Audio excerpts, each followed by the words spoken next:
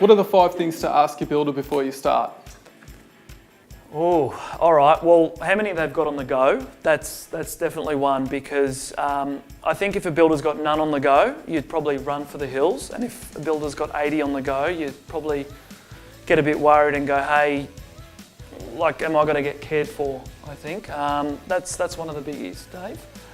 Who are my contacts throughout the build? So a client would want to know who are they contacting for certain things. If it's a contracts issue, are they talking to the contracts admin?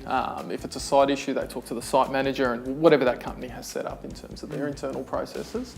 Also, can we speak to some of your past and present clients? I think that's very important to also see some of the present jobs, past jobs, speak to the past, present clients. I think that's massive, massive.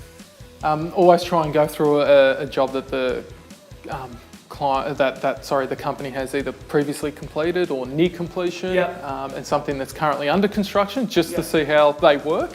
I think that's important. Also, what contracts they use. I think with some builders, they've got their own contracts that they've made up.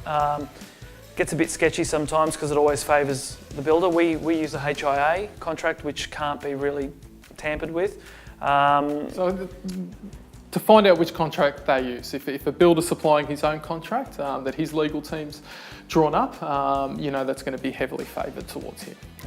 If an architect's drawn up the contract, then it's heavily favoured towards the architect. So the best way is to get something mutual, which is either the master builder's contract or the HIA contract, which works for both parties. Also, how long the project will take and how many days are going to be in the contract. So let's say a 5-unit development site might take us 10 months. Are we going to put 3 years in the contract, or are we going to put, say, 10 to 12 months? So it's very important to see how long we're going to take. No client wants to be paying interest on, 3 or 4 years, because they've got to take that into their costings as well.